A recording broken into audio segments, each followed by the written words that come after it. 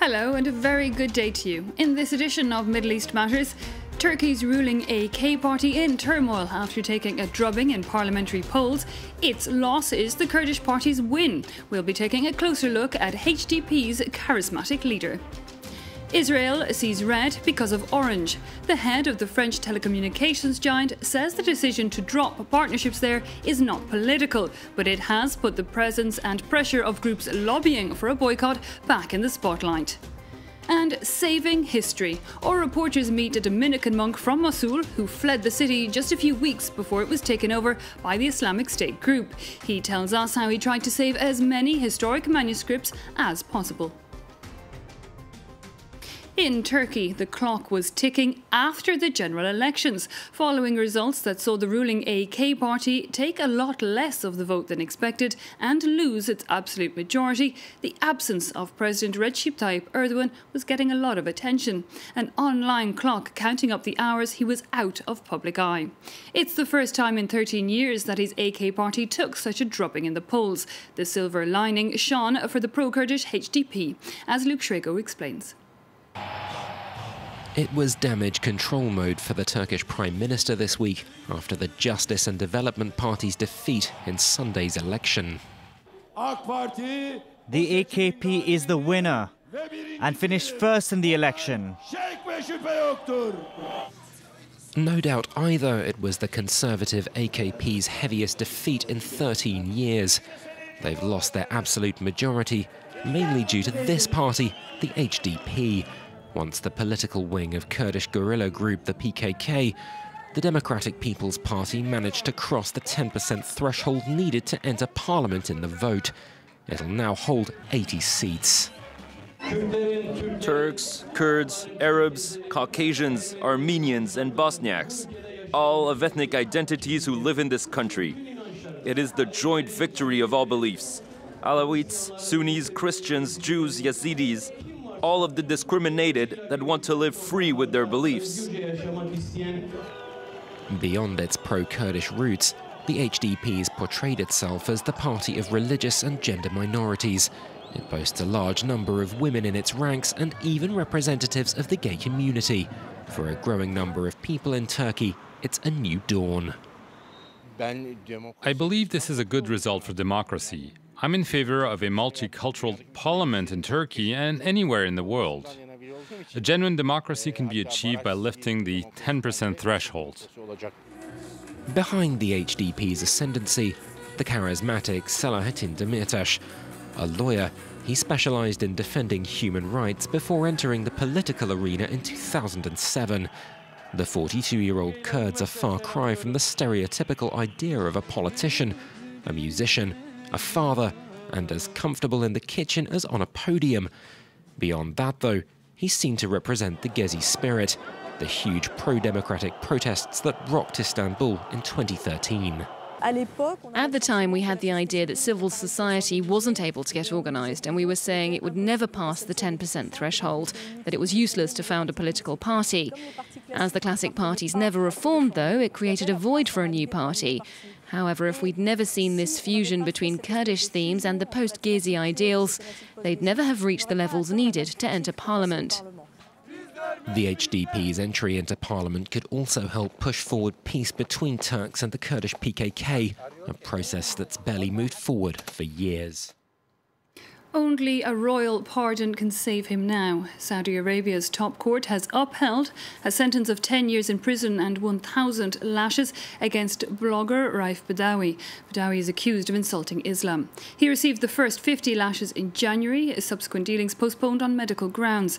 There has been worldwide outrage over his case. Again this Monday, the EU and the US called for the corporal punishment to be revoked. The head of French telecom giant Orange says he is radically opposed to any trade boycott of Israel. Stéphane Richard caused Israeli leaders to see red when he announced that Orange was ending its branding agreement with Partner Communications. Israel saw it as a politically motivated move and a reaction to pressure from lobby groups who campaign for a boycott of Israeli companies producing from within the occupied territories. The orange logo draped in an Israeli flag. a symbolic gesture against the French telecoms operator, which has been accused of planning to boycott the State of Israel. The company's CEO, Stéphane Richard, gave a press conference in Cairo in which he said he'd be withdrawing from Israel, that is, severing ties with Israeli telecoms firm Partner, which is licensed to use the Orange brand. Remarks that were interpreted as a deliberate boycott of Israel, sparking outrage from Partner. The State of Israel is under worldwide attack, mainly by Western Europe, by sources who want to hurt us, pro-Palestinian sources who want to isolate Israel from the world. Richard has since said his comments were not political, they were simply part of Orange's commercial strategy. It's not the only row over a possible boycott. FIFA was considering a ban on the Israeli Federation, and UK chain Woolworths has come under pressure from the BDS movement not to sell Israeli products. Short for boycott, divestment and sanctions, the initiative seeks to apply political pressure by withholding support from the sports, culture and academic sectors, encouraging investors to place their money elsewhere. The movement's inspired by the one that eventually put an end to the apartheid regime in South Africa.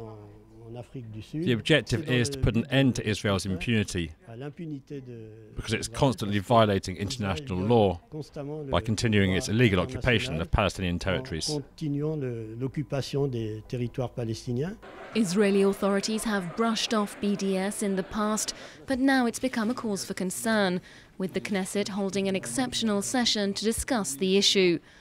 President Reuven Rivlin has called it a strategic threat, language usually reserved for Hamas or the Iranian nuclear threat.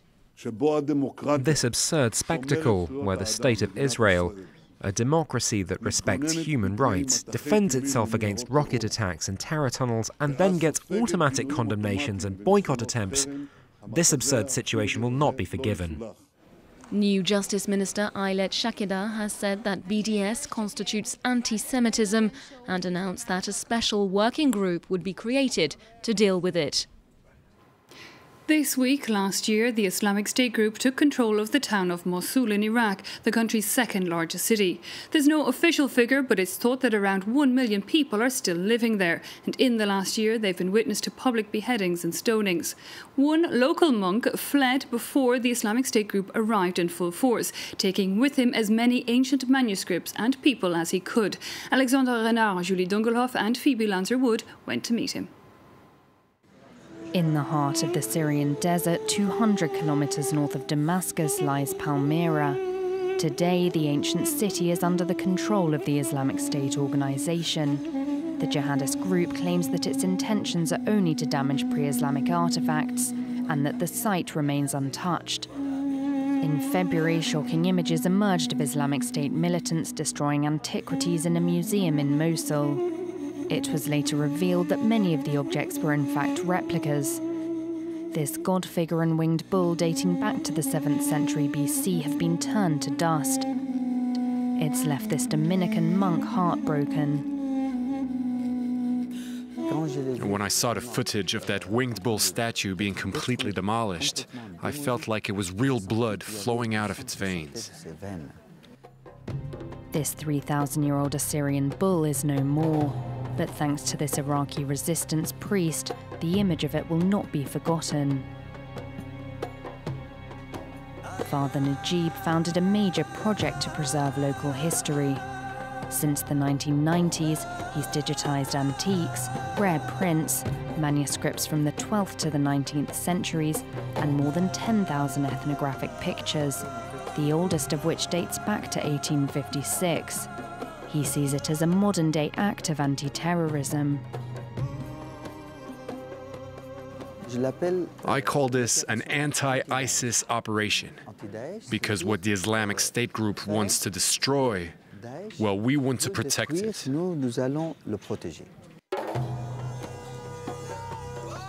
Last summer, the Islamic State organization seized the city of Mosul, sparking a mass exodus of the Christian community. After being forced to flee, Father Najib managed to save 809 manuscripts.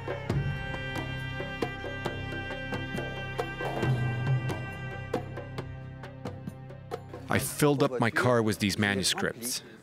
But when I saw all these people fleeing, many of them barefoot, children, women, old people, I had to help some of them. I told them to climb in the car and just sit on top of these manuscripts. I said, it's okay, don't worry if they get damaged. We might all be dead very soon. At this undisclosed location in Iraqi Kurdistan, the shelves are now filled with 8 centuries worth of rare testimonies of the history and culture of the region. Generations of Dominicans have risked their lives to transfer some 3,500 works here. Our manuscripts and archives are just like nomads from the desert. We brought all these documents on camelbacks. We used donkeys. They traveled on caravans. And that's why these pages have an even deeper historical meaning. They really are treasures. The Dominican motto is to contemplate and to transmit to others the fruit of contemplation. Father Najib's predecessors had to copy everything by hand. Everything that is written, whether it's Christian or non-Christian, scientific, astrological, or medical, has been digitized. Even the tiniest bit of paper gets a reference code. Everything is digitized so that it can be preserved forever. 8,000 manuscripts have been digitized in the last 25 years. Half of the originals have now been destroyed by the Islamic State group. The National Archives in Paris have simultaneously been reviving them. For the past 25 years, I've been digitizing historical documents in the shadows. And now all this is being exposed in broad daylight, so to speak, by the National Archives, so that they can be seen by everyone. Nowadays, it's become very important to speak of mankind rather than religions. Culture and knowledge have often been like a crossroad for humanity, a place where things can converge, where people can share things and live together despite their differences. Islamic State militants have reportedly burnt more than 100,000 manuscripts in Mosul. Artifacts at hundreds of sites in Syria and Iraq remain under threat. Well, that wraps it up for this week's show. Do take care.